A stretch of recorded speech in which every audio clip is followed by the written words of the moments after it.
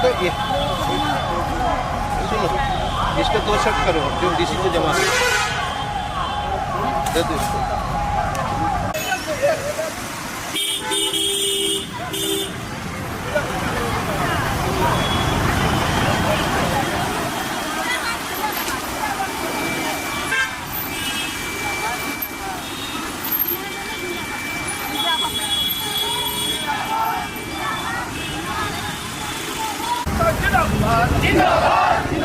सभी मजदूरों को 6 लाख मुआवजा देना होगा।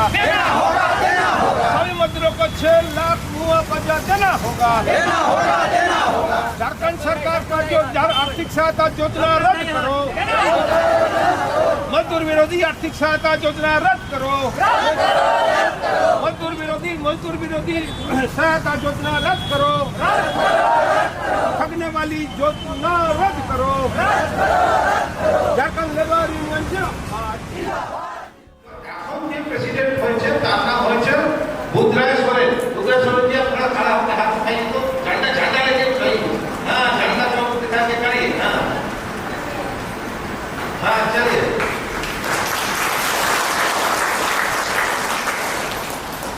Vice president doctor Abram.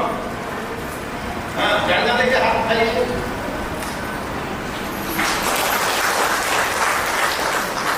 ঠিক আছে। কৈলাস পাত্র ভাইস প্রেসিডেন্ট।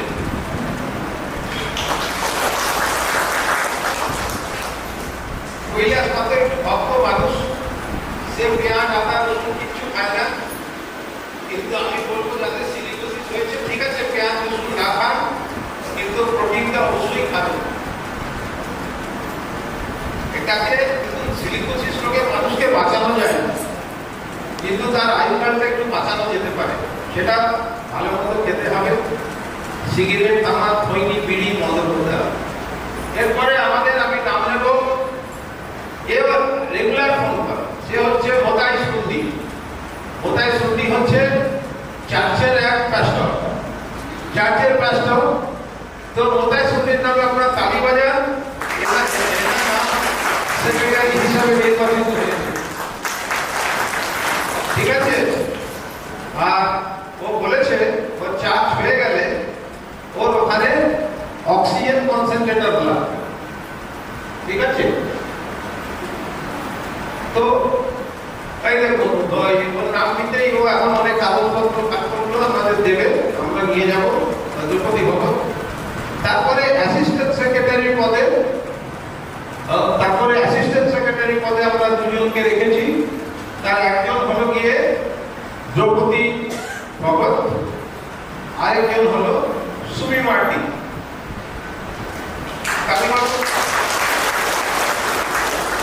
তবে সুমি মার্টিকে আমি বলবো ওনার মেয়ে ম্যারাথন রেসে ফার্স্ট হয়েছে। তো গর্বের ব্যাপার যে আমাদের ঝাড়খণ্ডের ক্ষেত্রে আদিবাসী ছেলেমেয়েরা এরকম করে এগিয়ে যাচ্ছে। যেসব পরিবারের মা সিলিকোসিস আক্রান্ত, বাবা মারা গেছে, দিদা সিলিকোসিসে মারা গেছে, এরকম পরিবারের লোকেরা পড়াশোনা করছে, স্পোর্টসে নাম দিচ্ছে, এগিয়ে যাচ্ছে, এটা একটা বিরাট ব্যাপার।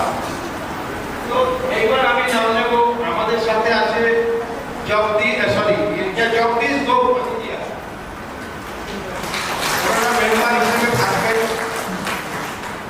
আর আমাদের সাথে আছে বাদল কতকার, ইনি একজন পুরনো কর্মী। মাঝে মাঝে সবাই বিরক্ত হয়ে যেতাম, আপনি এত ফোন করছেন কি হবে কখন হবে। তো যাই হোক অনেক কষ্টের সময় আছে, সবাই সিলিকোসিস আক্রান্ত। এই যে কমিটিটা তৈরি হল না, এটাতে এমন একটিও লোক নেই ইয়ে ছাড়া, এই সরস্বতী মুর্মু ছাড়া প্রায় সবাই রামিং মাছ কারখানায় কাজ করছে। রামিং মাছ যেখানে সাদা পাথরের কোয়ার্টসাইট পাথরের গুঁড়ো, তারপরে চিনি নুন ছোলার ডালের ছোলার ইয়ের মতো দানা তৈরি হতো। তো এই কারখানায় কাজ করতো। তো এই 9 জনকে নিয়ে কমিটি হলো। এরপরে যদি আপনারা মনে করেন যে কমিটিটাকে আরো বাড়াতে হবে, তো আপনারা সেটা ঠিক করে নিজেরা এলাকায় সিদ্ধান্ত নেবেন। আর এটা যেহেতু আরেকটা কথা আমি বলি, আমি ততদিন এই ইউনিয়নটাকে সাহায্য করে যেতে পারবো যদি এটা কোনো রাজনৈতিক দলের কাটছাড়া বেঁধে না থাকে। আমি জানি রাজনীতি ছাড়া কিছু হয়, কিন্তু এটা কোনো একটা নির্দিষ্ট রাজনৈতিক দল, সে ঝাড়খণ্ড পার্টি হোক, সে কমিউনিস্ট পার্টি হোক, সে ভারতীয় জনতা পার্টি হোক কি কংগ্রেস পার্টি হোক, কোনো রাজনৈতিক দলের সাথে সম্বন্ধ রাখবে না। এর ট্রেড ইউনিয়নের অধিকার নিয়ে লড়াই করবে, ট্রেড মানুষের যে শ্রমিকদের অধিকারগুলো থাকে সেগুলো নিয়ে কাজ করবে। কারণ কারখানায় খনিতে পেশাগত স্বাস্থ্য সুরক্ষা নিয়ে কেউ কাজ করে না। তো আমরা এই আশা নিয়ে এই চিন্তা ভাবনা করতেছিলাম, যারা আজকে একটা মূল আমরা দেখতে পাচ্ছি এই ঝাড়খণ্ড লেবার ইউনিয়ন গঠনের মধ্য দিয়ে। তাই আশা করব যে আপনারা এটাকে স্বাগত জানিয়ে আরেকবার তালি দেবেন। আর আমি শোনাবেন কোথায় এটাকে সান্তালিতে বলে আমাদেরকে শুনিয়ে দেবেন। আমি কি বক্তব্য রাখলাম কোথায়। 28 फरवरी को आपने जो यह कार्यक्रम किया था उसका मुख्य उद्देश्य क्या था और ओसैज इंडिया के साथ झारखंड लेबर यूनियन का क्या संबंध है? कल जो हमारा कार्यक्रम हुआ वो बेसिकली एक मुद्दे पर हुआ। मुद्दा मैंने जो हमारा मेन इशू था कि झारखंड सरकार ने 2022 में झारखंड में सिलिकोसिस, झारखंड के सिलिकोसिस पीड़ितों के लिए उनका पुनर्वासन के लिए एक योजना बनाया। बहुत अच्छी बात है, हम लोग बहुत खुश थे। लेकिन जितना दिन बीते जा रहा था हम देखा कि लोगों को उसका कोई लाभ नहीं मिलता, जबकि ये योजना का नाम है कारखाना सिलिकोसिस कारखाना सिलिकोसिस लाभुक सहायता योजना 2021, ये उनका नाम है। घोषणा हुई आपका मई 2022 में। अब ये पॉलिसी किसने बनाया, कौन फॉर्मुलेट किया, ये तो मुझे जानकारी नहीं है, लेकिन मजदूर विरोधी नौकरशाह जो है ये लोग मिलके बनाया है कि ताकि इसका लाभ सिलिकोसिस पीड़ित जो एक्चुअल लाभुक है उनको ना मिले। उसी पर आज मैं इस चर्चा को केंद्रित करना चाहता हूं और वही मेरा मूल उद्देश्य था कि सरकार ये जो योजना बनाया है इसको, इनका जो योजना का नाम से लेकर के और जो नौ प्रावधान रखा है इस योजना में, इस सारे चीज को इसको संशोधन करें। तो सबसे पहले मैं ये बात करूंगा, क्योंकि सबसे पहले आपको बता देना चाहता हूं एक साझा कार्यक्रम था। ये occupational safety and health association of Jharkhand, जिसका शॉर्ट नेम ओसाज इंडिया, फिर झारखंड लेबर यूनियन, अब Roshni rising occupational safety and health network of India. तो Jharkhand labour union, occupational safety and health association of Jharkhand, ये वो रोशनी का हम लोग सब पार्टनर ऑर्गेनाइजेशन है। वो एक नेटवर्क है, वो कोई रजिस्टर्ड बॉडी भी नहीं है, वो कोई संस्था भी नहीं है, कोई ट्रेड यूनियन भी नहीं है। वो जो लोग ऑक्यूपेशनल हेल्थ पर काम करता है उसका एक नेटवर्क है। और झारखंड लेबर यूनियन छोड़ करके कोई भी यूनियन सिलिकोसिस के मुद्दे पर काम ठीक से नहीं कर रहा, ठीक से क्या करता ही नहीं है।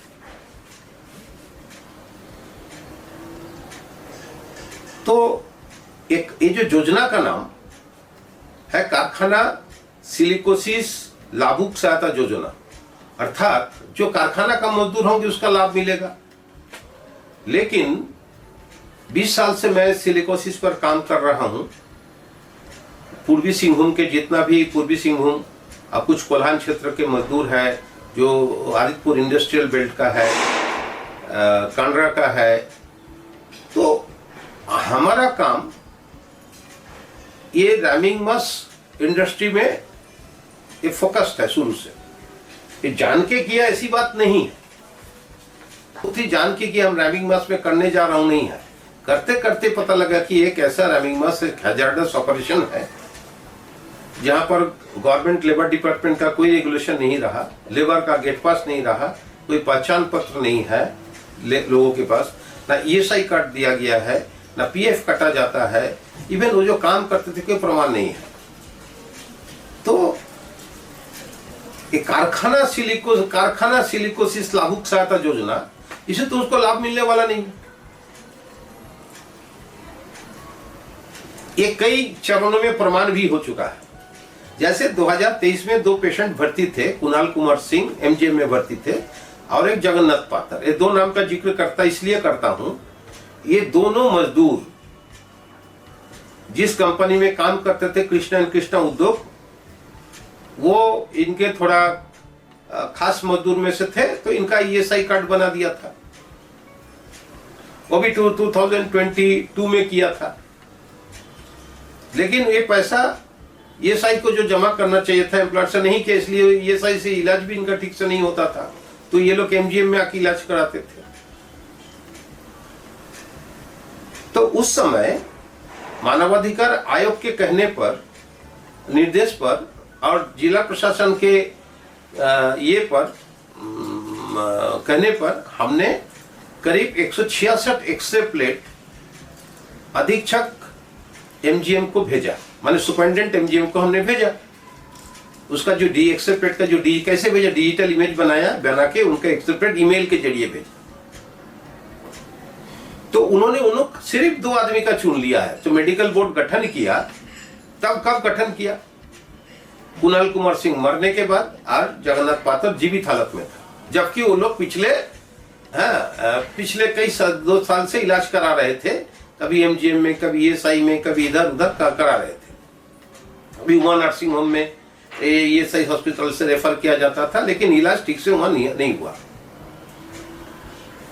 तो पहले ये लोग कोशिश ये करते थे कि सिलिकोसिस नाली के मजदूर थे, ESI कार्ड था, तो उसी को तो इन लोग बाद में मुआवजा देना पड़ा, क्योंकि वो कारखाना सिलिकोसिस आर्थिक सहायता योजना है। शुरू में इसका करतूत ऐसा था, जो चिकित्सक सिलिकोसिस नहीं लिखते थे, TB लिखते थे। तो मीडिया एडवोकेसी, मीडिया कैंपेन हुआ, मीडिया में जब खबर आया तो कुणाल कुमार सिंह जो रिपोर्ट दिया गया कि ये ट्यूबरक्लोसिस है। तो फिर कुणाल कुमार सिंह चले गए आपका रांची के डॉक्टर सिलिकोसिस नहीं लिखा, बाकी सब लिखा। जितना भी ये है उसको हिंदी में बोला जाता है उपसर्ग है, माने जो दिखाई पड़ता है उसका लक्षण, बीमारी का लक्षण है, सारे लक्षण लिखा है, लेकिन बीमारी का नाम नहीं लिखा। तो बीमारी का नाम नहीं लिखने से उसका लाभ कैसे मिलेगा? वो जो सहायता योजना का लाभ कैसे मिलेगा? तो फिर आया जब यहाँ मर गया कुणाल कुमार सिंह MGM में, मरने के बाद हमने ये बताया कि इनका पोस्टमार्टम करो। पोस्टमार्टम से रिवील हो गया कि वो सिलिकोसिस है। इतना दिन झूठला रहा था, झूठ बोल रहे थे, पूरे डॉक्टर प्रशासन पूरा नहीं लिख रहा था। जब कुणाल कुमार सिंह मर गया हो गया और वो हॉस्पिटल में था, तो उनको लिखना पड़ा, मेडिकल बोर्ड बैठ के उनको लिखना पड़ा कि सिलिकोसिस है। और जगन्नाथ पात्र इन लोगों को बार बार उनको माने ऐसे प्रताड़ना किया जाता था कि ये अस्पताल छोड़ के चले जाए, लेकिन नहीं जाए। हम बोलते थे मत जाओ। हमारा मकसद यही था कि पोस्टमार्टम हो और मैं यहाँ मर जाए, अब मरने के बाद ये पोस्टमार्टम हो, पोस्टमार्टम से ये रिवील हो जाए कि वो सिलिकोसिस के लिए मरा है। अरे ही हुआ। इसमें मीडिया का बहुत अच्छा भूमिका नहीं होता तो ये नहीं हो पाता। तो हम क्या देख रहे हैं कि जो योजना का नाम से ही मजदूरों को सहायता नहीं देने का, उसका लाभुकों को लाभ नहीं देने का एक माने प्रावधान बना हुआ है। जो सिलिकोसिस का एक तो है कि कारखाना मजदूर प्रमाण से भी नहीं दे रहा था, जांच नहीं कर रहे थे। जब जांच पे पोस्टमार्टम से प्रमाण हो गया तब वो उसको दिए, 4 लाख दिया उनको, कुणाल कुमार सिंह के जो आश्रित है वाइफ को दिया, डिपेंडेंट को दिया। और जो जगन्नाथ पात्र जब जीवित था उनको 1 लाख दिया गया। वही जो पॉलिसी योजना बनाया, कारखाना सिलिकोसिस लाभुक सहायता योजना दिया। लेकिन जो सुमोटो DC को बाकी 4 लाख रुपया दे देना चाहिए था उनके पत्नी को, वो नहीं दिया। क्यों नहीं दिया? उसमें लिखा है जब मजदूर जीवित रहेंगे, कारखाना का मजदूर जीवित रहेंगे तब 1 लाख, और लिखा मरने के बाद 6 लाख, 4 लाख। बहुत कंफ्यूजन है। और जो हमने जो 166 लोगों का जो डिजिटल इमेज भेजा था, जिस दिन मेडिकल बोर्ड गठन करके जो पहला जांच हुआ, 2 लोगों को सिर्फ चिन्हित किया। किसका? कुणाल कुमार सिंह का। और जो मर चुके थे उनका पोस्टमार्टम रिपोर्ट से उनको क्या जांच करेगा, उसका क्या क्रेडिबिलिटी है? क्योंकि पोस्टमार्टम से रिवील हो गया कि सिलिकोसिस है, तो उसमें उसको टिप्पा लगाना पड़ा। टिप्पा शब्द इस्तेमाल करते हैं इनको लिए, इससे ज्यादा शब्द इनके लिए इस्तेमाल करना उचित नहीं होगा। इतना दिन नहीं लिख रहा था। रिम्स से जब वापिस आया तो कुणाल कुमार सिंह को वही लिखने लगा जो डॉक्टर सिलिको ट्यूबरक्लोसिस लिखा था, वो बदल गया। अब वो रांची रिम्स वाला जो लिखते थे लक्षण बीमारी का, वही लिखने लगा। ये तो जालसाज है। ये सिलिकोसिस आइडेंटिफिकेशन करना नहीं चाहते थे। अब करना भी चाहते हैं कितने लोगों को, जिसका कारखाना होने का प्रमाण है। तो इसलिए मेरा कहना है कि ये कारखाना योजना में कारखाना शब्द रखा जाए, लेकिन उसके साथ कारखाना के साथ खदान एवं अन्य असंगठित क्षेत्रों को भी जोड़ा जाए। माने उसका नामकरण ऐसे संसदीय झारखंड कारखाना खदान एवं असंगठित क्षेत्र सिलिकोसिस चिन्हितकरण एवं लाभुक सहायता योजना। बिना चिन्हितकरण को किसको मिलेगा? ये सब विरोधाभासी बना दिया, क्योंकि वो जो 3-4 लोगों के सिवाय किसी को कारखाना का मजदूर होने का प्रमाण नहीं है। ज्यादा लड़ेंगे तो 3-4 को मिलेगा, बाकी लोगों को नहीं मिलेगा। लेकिन सरकार को यह बात समझना होगा कि ये पेशागत बीमारी है, ये कोई टीबी या HIV एड्स जैसा कम्युनिकेबल डिजीज नहीं है।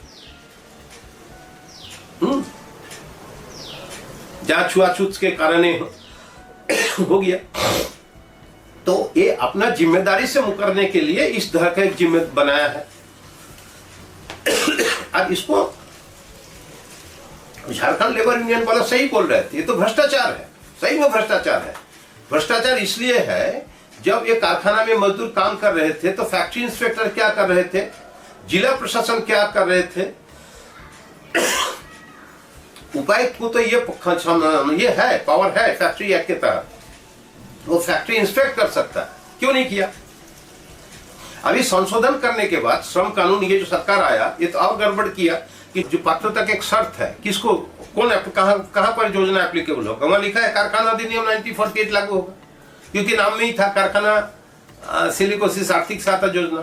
तो जब हम कारखाना इस योजना का नाम ही बदलने के लिए संशोधन चाह रहे हैं, वो 2 नाम प्रस्तावित है, कारखाना झारखंड राज्य सिलिकोसिस चिन्हितकरण एवं लाभुक सहायता योजना, या आपको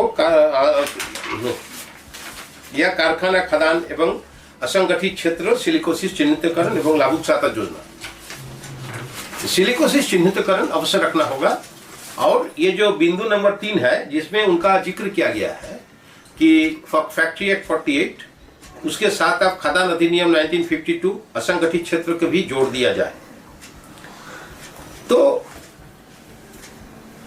अब उसमें लिखा गया है कि मेडिकल बोर्ड करेगा, मेडिकल बोर्ड चिन्हित करेगा, तभी संभव होगा, तभी ये लाभ मिलेगा लाभुक को, तभी ये लाभुक कहलाएगा। क्यों? आप PPP मोड में अस्पताल चलाते हैं, AMGM अस्पताल में अल्ट्रासाउंड स्कैनिंग का काम करते हैं, एक्सरे का काम करते हैं, प्राइवेट एजेंसी करता है, MRI का काम प्राइवेट एजेंसी को दे देते हैं। आप उसके साथ पब्लिक पार्टनरशिप बोर्ड में काम करते, प्राइवेट पब्लिक पार्टनरशिप बोर्ड में काम कर रहे हैं। तो भाई कोई संस्था या किसी नर्सिंग होम या किसी अस्पताल, अन्य अस्पताल का जो मेडिकल रिपोर्ट होगा वो उसको क्यों नहीं एक्सेप्ट करेंगे? तो मेरा कहना खाली मेडिकल बोर्ड नहीं, या मेडिकल बोर्ड सही जांच करे, वो गलत रिपोर्ट ना दे, वो डिजिटल इमेज को जांच करके रिपोर्ट दे, और नियमित जांच करे, 1 दिन 2 दिन नहीं, तब बात पर चर्चा में, तब इस पर विचार किया जा सकता है।